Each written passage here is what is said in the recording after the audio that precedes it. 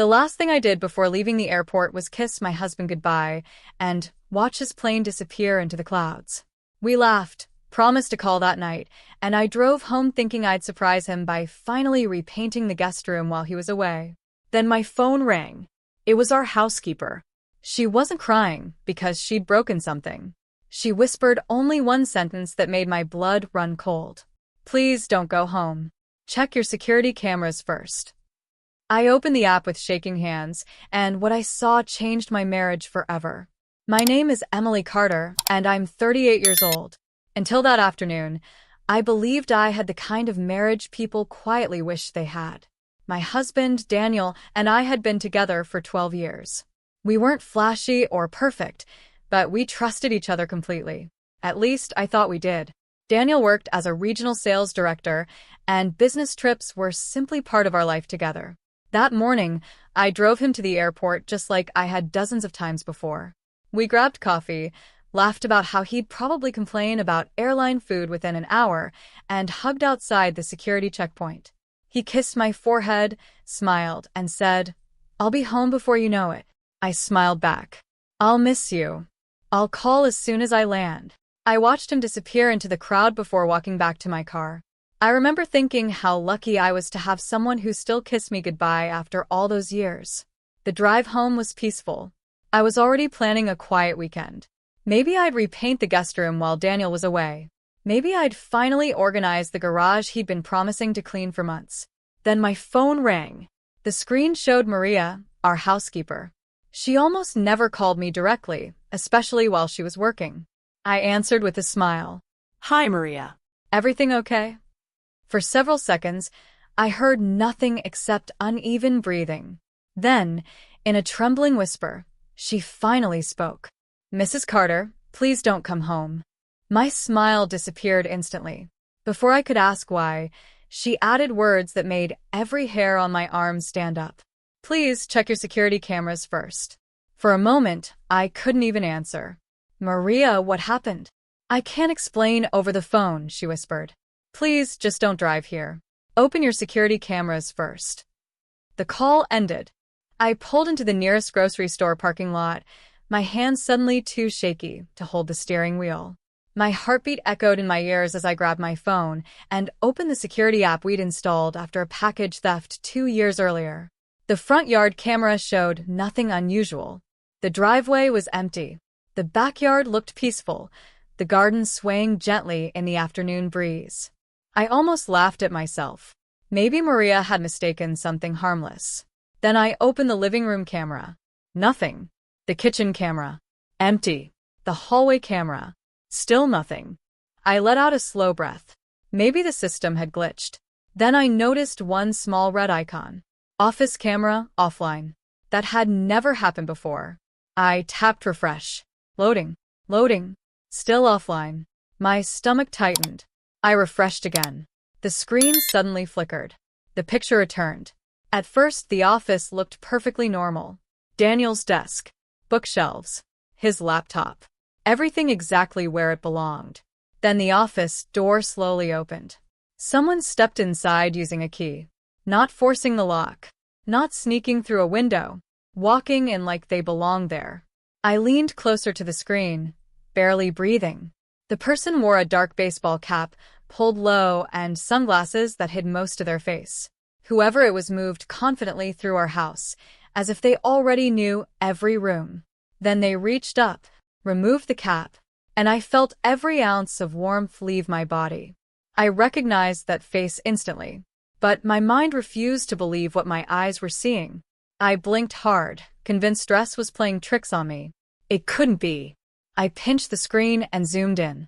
The image became crystal clear. The man standing inside my husband's office was Daniel. The same Daniel I had kissed goodbye at the airport less than an hour earlier. He wasn't supposed to be anywhere near our house. My first thought was ridiculous. Maybe his flight had been canceled. Maybe he'd forgotten his passport. Maybe there was a perfectly reasonable explanation. Then another person walked into the office. A woman. She smiled as soon as she saw Daniel. He smiled back.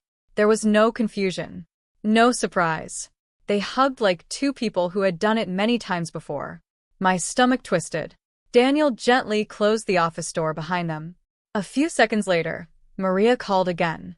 I answered immediately. Maria, what's happening? I saw them come in together, she whispered. I was dusting the upstairs hallway when I heard the front door open. Mr. Carter told me he was leaving for the airport, so I stayed quiet. Then I heard a woman's voice. Where are you now? I'm locked inside the laundry room upstairs. They don't know I'm still here. Did they see you? No. I don't think so. I looked back at the camera feed. The office door never opened. The room had no audio, only video. I couldn't hear a single word they were saying, but I didn't need sound to know this meeting wasn't an accident. I immediately started downloading every recording before anything could disappear. Each file saved successfully. Only then did I notice something else. Daniel glanced directly toward the office camera, reached up, and covered the lens with his hand. He knew exactly where every camera in our house was, which meant this wasn't his first time bringing someone there. Every part of me wanted to drive home, burst through the front door, and demand an explanation. Instead, I did the one thing Daniel would never expect. Nothing. I stayed exactly where I was. People tell you to trust your emotions, but that afternoon I trusted evidence instead. I called Maria back. They've gone downstairs, she whispered. I think they're leaving. Don't come out until you're absolutely sure the house is empty. I won't. As soon as the camera showed both of them driving away in Daniel's SUV, Maria carefully searched the house before calling again. They're gone. Only then did I drive home. Inside, everything looked ordinary. The pillows were perfectly arranged. The kitchen smelled faintly of fresh coffee. If I hadn't seen the footage myself, I would have believed nothing unusual had happened. I spent the rest of the afternoon reviewing every recording our security system had stored over the past month. At first, I found nothing. Then I noticed something strange.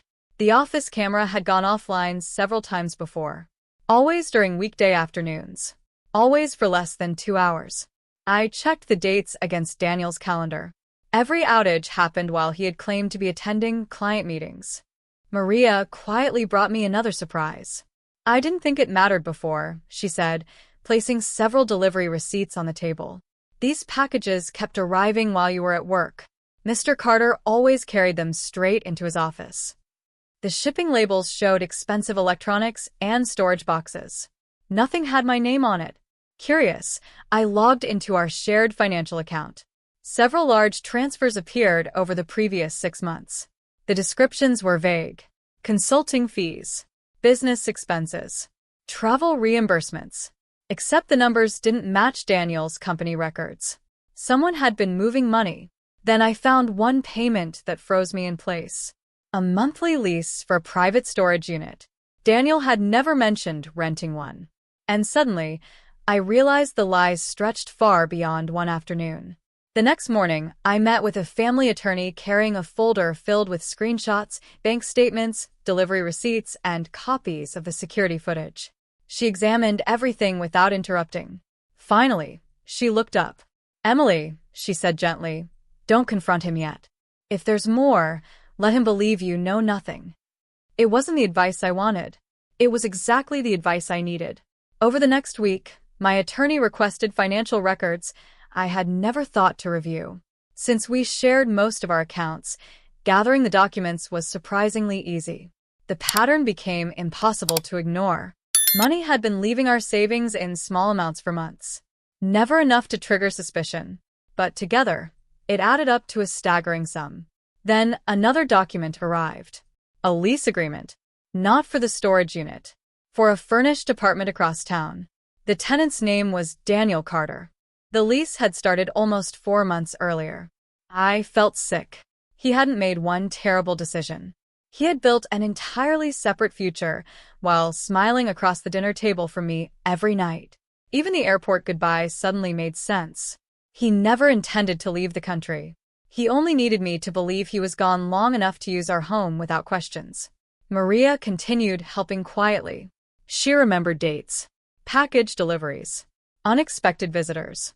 Every detail matched the timeline my attorney was building. By the end of the week, We had organized every receipt, transfer, video clip, and document into a single file. There was no guessing anymore. Only facts. Then, late Friday evening, I heard Daniel's key turn in the front door. He walked inside carrying a small suitcase, smiling exactly the way he always did after business trips. He kissed my cheek and asked, "Did you miss me?" I smiled back. Of course. For the first time in 12 years, the biggest lie in our marriage belonged to me. I waited 3 more days. Not because I doubted my decision, because my attorney wanted every document prepared before Daniel knew the truth. On Monday morning, I made his favorite breakfast. Pancakes, fresh coffee, orange juice. He smiled across the table like nothing in our lives had changed. "I've got another meeting this afternoon," he said casually. "I'm sure you do," I replied. He didn't notice anything unusual. After breakfast, he picked up his briefcase and headed toward the front door. "Daniel," I called. He turned around. "I need 5 minutes." Of course. I walked into my office and returned carrying a neatly organized folder. I placed it on the dining table. "What's this?" he asked. "Open it." His smile faded as he pulled out the first page. Security camera screenshots. Then the next. Bank transfers. Delivery receipts. The apartment lease. Storage unit payments. Finally, printed photographs showing him entering our house after I had watched him disappear through airport security. His face lost all color. "Emily, I can explain." I calmly shook my head. "I don't need an explanation. I already have the truth." He reached for my hand. I stepped back. "I've already spoken with an attorney. The divorce papers are inside the folder. You can review them with your lawyer." For several long seconds, neither of us spoke.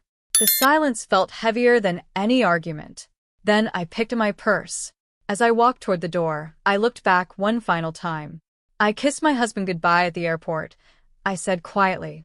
I had no idea I was saying goodbye to my marriage. The divorce took several months, but the evidence spoke louder than emotions ever could.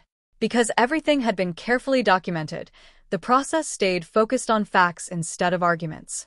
I walked away with my dignity, my financial stability, and, most importantly, my peace of mind. Before Maria left on her vacation, I thanked her for making that impossible phone call. She smiled and said, "I almost stayed quiet." "I'm grateful you didn't," I answered. "Today, my house finally feels like home again. The silence no longer hurts. It heals." Looking back, I realized the most painful moment wasn't discovering the truth. It was believing a lie for so long. Sometimes the greatest act of love is knowing when to walk away and never looking back.